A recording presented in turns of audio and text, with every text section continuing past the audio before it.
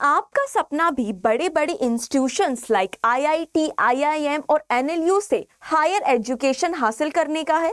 तो ध्यान से सुनिए, क्योंकि क्या आपने इन हायर इंस्टीट्यूशंस की सेफ्टी के बारे में सोचा है? स्पेशली वो लोग जो कास्ट बेस्ड डिस्क्रिमिनेशन का शिकार होते हैं।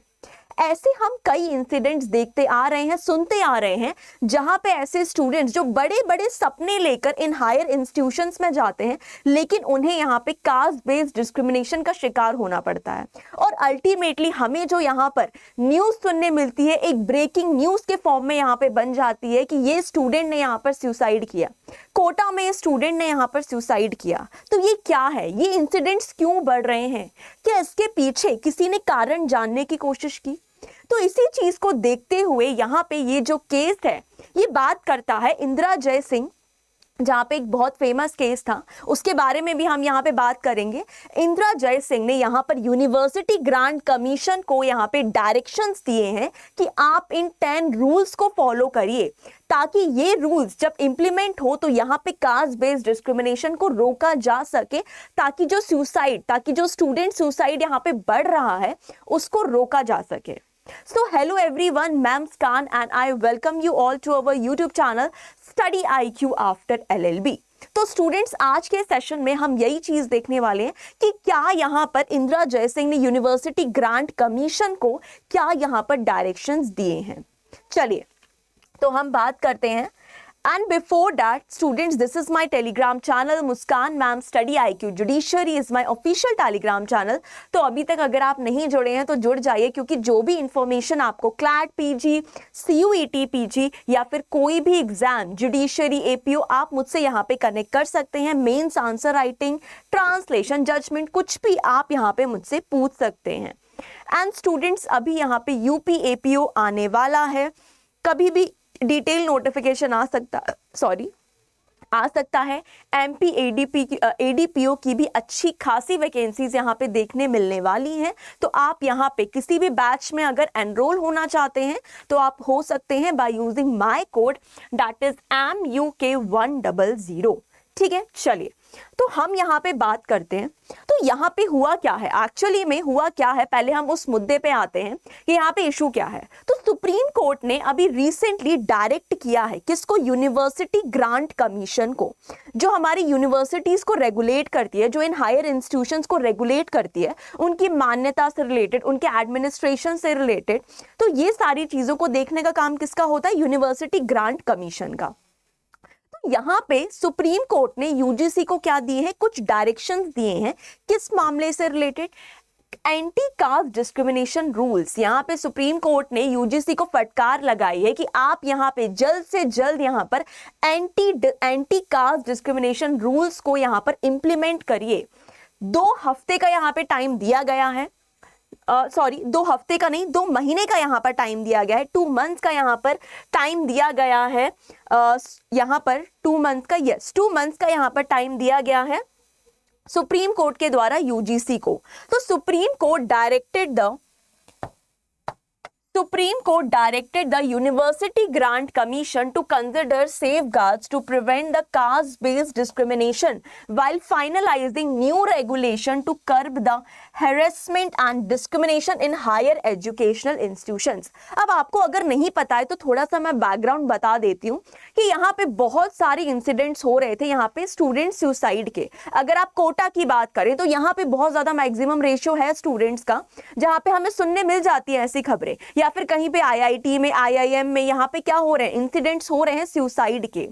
Even Amit Kumar versus union of India एक केस आया था, जहां पर सुप्रीम कोर्ट ने क्लियरली इस चीज को यहाँ पे ध्यान में रखते हुए डायरेक्शंस दिए थे एक कमिटी बनाने के, कि आप यहाँ पर ये कमिटी का क्या काम होगा कि वो यहाँ पे इस कारण को फाइंड आउट करेगी कि स्टूडेंट सुसाइड क्यों हो रहे हैं।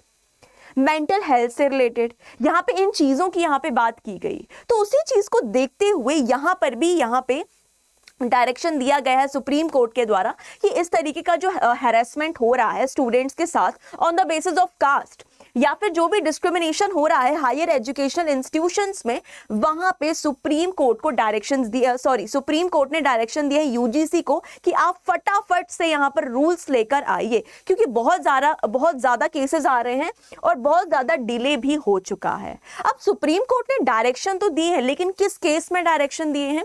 That is Abida Salim Tadvi and another versus union of India. ये एक केस है जहां पर सुप्रीम कोर्ट ने यूजीसी को डायरेक्शंस दिए हैं रूल्स इंप्लीमेंट करने के relating to anti caste discrimination. अब क्या होता है यहाँ पे, अब bench of justice Suryakant and Jaymala Bagchi directed the UGC to finalise the regulation within 8 weeks, about 2 months. यहाँ पे 8 हफ्ते का टाइम दिया है यूजीसी को कि जो भी रेगुलेशन यहाँ पे बताए गए हैं उनको फटाफट से इंप्लीमेंट कर दिया जाए। 2 महीने का यहाँ पे टाइम दिया गया है।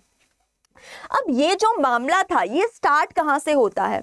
अगर आपको बहुत फेमस केसेस पता हो यहाँ पे कि राहुल वेमुला के साथ क्या हुआ था, एंटी कास्ट डिस्क्रिमिनेशन हुआ था उनके साथ, तो वहीं पे the court was hearing a PIL filed in 2019 by the mother of Rohit Vemula and Payal Tadvi, 2 students from marginalized communities who died by suicide after facing caste based harassment. तो यहाँ पे 2019 का केस है ये। 2019 में PIL फाइल की गई थी किसके द्वारा?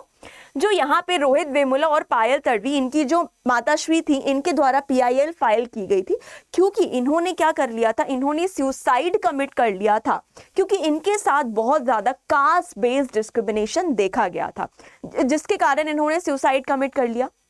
फिर 2019 में ही यहाँ पे PIL को फाइल कर दिया गया था। ठीक है, 2019 में ही PIL को फाइल कर दिया गया था और उसके बाद ये चीज यहाँ पर देखी गई थी। ठीक है, तो जब 2019 में इसको यहाँ पे फाइल किया गया था, तो सोचिए तब से ये केस अभी तक चल ही रहा है। यहाँ पर कोई भी गाइडलाइंस या कुछ भी यहाँ पे ऐसा नहीं देखने मिलता है हमें। ठीक है, उसके बाद the petition sought strong enforcement of the 2012 UGC regulation and specific measures to address the caste discrimination on campuses. फिर यहाँ पे जो पिटीशन थी, यहाँ पे पिटीशन का ये कहना था, मतलब पिटिशनर्स का ये कहना था कि यहाँ पे क्या होना चाहिए, कुछ यूजीसी के द्वारा कुछ रेगुलेशंस इशू करवाने चाहिए ताकि हम इस डिस्क्रिमिनेशन को रेगुलेट कर पाएं। उस टाइम पे ये डायरेक्शंस दिए जाने थे, पिटिशनर्स का ये मानना था। पिटिशनर्स ने ये यहाँ पे गुहार लगाई थी, लेकिन यहाँ पे अभी तक कोई डायरेक्शंस का इंप्लीमेंटेशन नहीं हुआ है, कोई रेगुलेशंस का इंप्लीमेंटेशन नहीं हुआ है। इसीलिए सुप्रीम कोर्ट ने फिर से फटकार लगाते हुए यूजीसी को यहाँ पे बोला है कि 2 महीने का टाइम है, अब यहाँ पे इंप्लीमेंट कर लो। अब यहाँ पे अगर हम बात करें argument from the union government, अब यूनियन गवर्नमेंट का इस पूरे मामले में क्या कहना है वो भी हम एक बार देख लेते हैं। तो solicitor general Tushar Mehta, he has represented from the side of union government, appearing for the union government, informed the court that the UGC has already published draft regulations to address such issues and has received 391 suggestions। तो इन्होंने ये बोला कि हमने already जो regulations है वो circulate कर दिए हैं रिकमेंडेशंस के लिए, रेकमेंडेशंस भी अब आ रही हैं, तो हमें उसको बस क्या करना है, इंप्लीमेंट करना है। तो यहाँ पे he said an expert committee was constituted to examine the inputs and that its report was under the active consideration। और इन्होंने अपने आप को डिफेंड करते हुए ये बोला कि हमने एक कमेटी बना दी है, रेगुलेशन वगैरह हम फाइनलाइज करने ही वाले हैं, बस यहाँ पे हर चीज सेट हो गई है। इनका ये कहना था, इन्होंने ये दलील दी यहाँ पे। लेकिन यहाँ पे जो पिटिशनर्स को यहाँ पर रिप्रेजेंट कर रही थी वो थी हमारी इंदिरा जयसिंह। अब इन्होंने यहाँ पे ये बोला कि भाई 2019 से ये मामला चल रहा है, अभी तक यहाँ पर कोई भी रेगुलेशंस फॉलो नहीं है, मतलब अभी तक यहाँ पे कोई भी रेगुलेशंस ले डाउन नहीं की गई हैं, तो इसीलिए यहाँ पे ये रेगुलेशंस ले डाउन करनी चाहिए। तो इन्होंने यहाँ पे बोला, सुप्रीम कोर्ट से बोला, फिर उसके बाद सुप्रीम कोर्ट ने यहाँ पे डायरेक्शंस दिए यूजीसी को।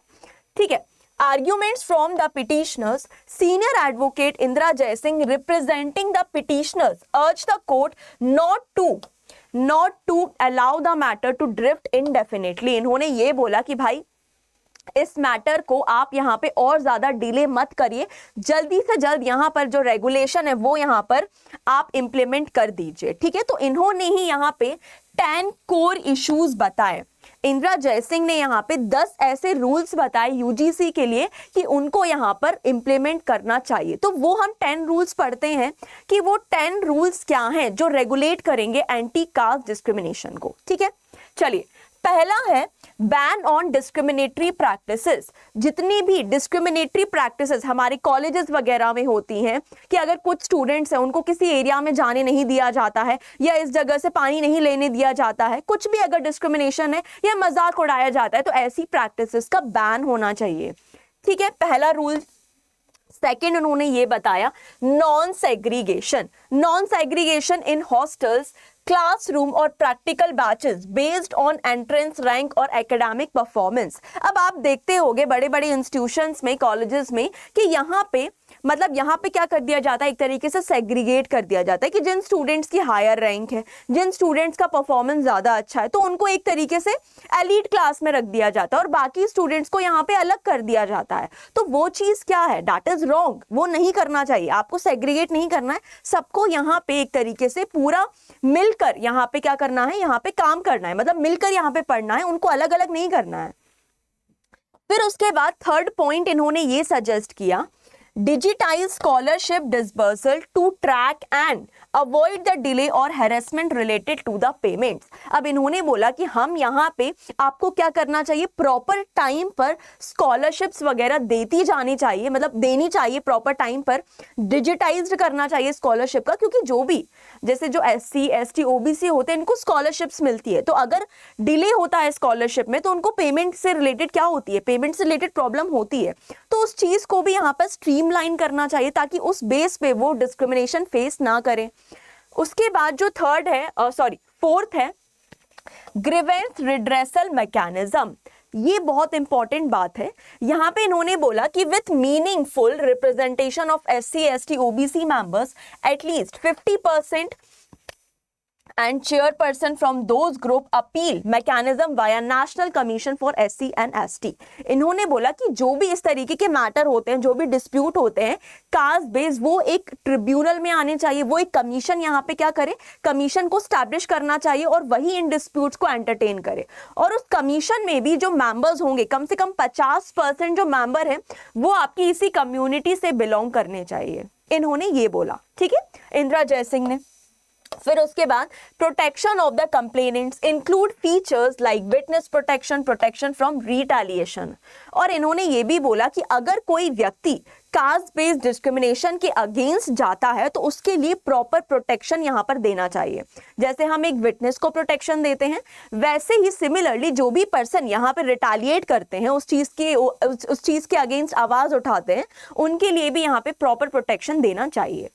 उसके बाद personal liability for negligence of institutional authorities if they fail in preventing the discrimination. और यहाँ पे जो हमारे हायर एजुकेशन इंस्टीट्यूशंस हैं, जो हमारे मैनेजमेंट में है, उनकी भी लाइबिलिटी यहाँ पर फिक्स करनी चाहिए। अगर वो इन चीज़ों को प्रिवेंट नहीं कर पा रहे हैं तो उनकी भी यहाँ पर लाइबिलिटी होगी, इन्होंने ये कहा। उसके बाद mental health counselling tailored for students from marginalised communities, कि ऐसे स्टूडेंट्स जो बहुत ही दूर दराज से आते हैं, उन्हें नहीं पता, अब वो मेंटल हेल्थ से लड़ तो रहे हैं, बहुत सारे लोग यहाँ पे मेंटल हेल्थ से ग्रसित हैं, लेकिन उन्हें ये नहीं पता कि उस चीज को टैकल कैसे करना है। तो उसके लिए भी एक प्रॉपर यहाँ पर काउंसलिंग मैकेनिज्म होना चाहिए मेंटल हेल्थ से रिलेटेड। उसके बाद social audits and NAC accreditation review होना चाहिए। Institution must report anonymised data, implement audits to check the compliance. और यहाँ पे प्रॉपर टाइम पे NAC के द्वारा, NAC एक अथॉरिटी है जो यहाँ पे ग्रेड प्रोवाइड करती है यूनिवर्सिटीज को कि ये प्रॉपरली फंक्शन कर रहे हैं, नहीं कर रहे हैं, तो ये पूरा चेक एंड बैलेंस देखते रहना चाहिए यहाँ पे। Action for non compliance, example withdrawing grants और एक्रेडिटेशन फ्रॉम इंस्टीट्यूशंस। अगर कोई इंस्टीट्यूशन कास्ट बेस्ड डिस्क्रिमिनेशन को प्रिवेंट करने में फेल होता है तो यहाँ पे उनका रिकॉग्निशन मतलब वापस ले लेना चाहिए, है ना। तो इस तरीके के यहाँ पे पेनाल्टी मेजर्स भी हमें यहाँ पर रखने चाहिए। उसके बाद जो 10th पॉइंट है वो इन्होंने ये बोला, 10th रूल यहाँ पे जो है, that is equitable learning support, remedial preparatory support for students from marginalised groups to bridge the learning gaps. कि यहाँ पे जो भी स्टूडेंट्स हैं, अब जैसे कुछ वही है कि कुछ दूर दराज से आ रहे हैं और कुछ जो है जो मेट्रो सिटीज में रह रहे हैं, तो उनके बीच में जो एक तरीके से जो लर्निंग गैप है उसको भी हमें बिल्ड करना चाहिए। क्योंकि यहाँ पे क्या होता है कि अगर कोई स्टूडेंट है वो सपोज गांव से आ रहा है और कोई अगर मॉडर्न स्टूडेंट है जो अर्बन एरिया में है, दिल्ली में है, मुंबई में है या किसी भी अर्बन सिटी में है, तो वो अपने आप को सुपीरियर दिखाने की कोशिश करते हैं, है ना। अगर उन्हें कुछ ज्यादा आता है, उन्हें कुछ आता है, तो वो अपने आप को सुपीरियर बताते हैं उन लोगों से जो रूरल एरिया से, जो रूरल बैकग्राउंड से आते हैं। तो इस चीज को भी यहाँ पे प्रिवेंट करने के लिए ये यहाँ पे रूल बनाने चाहिए। तो ये ऐसे 10 रूल्स बताए गए हैं इंदिरा जयसिंह के द्वारा, जो पिटिशनर्स को रिप्रेजेंट कर रही थी, to prevent the caste based discrimination. I hope बेटा आपको यहाँ पर क्लैरिटी आई होगी कि किस तरीके से यहाँ पर सुप्रीम कोर्ट जो है वो इन इश्यूज को एड्रेस कर रहा है, ठीक है। And I hope you like this session guys, and do like and share this session. Thank you so much. Have a nice day.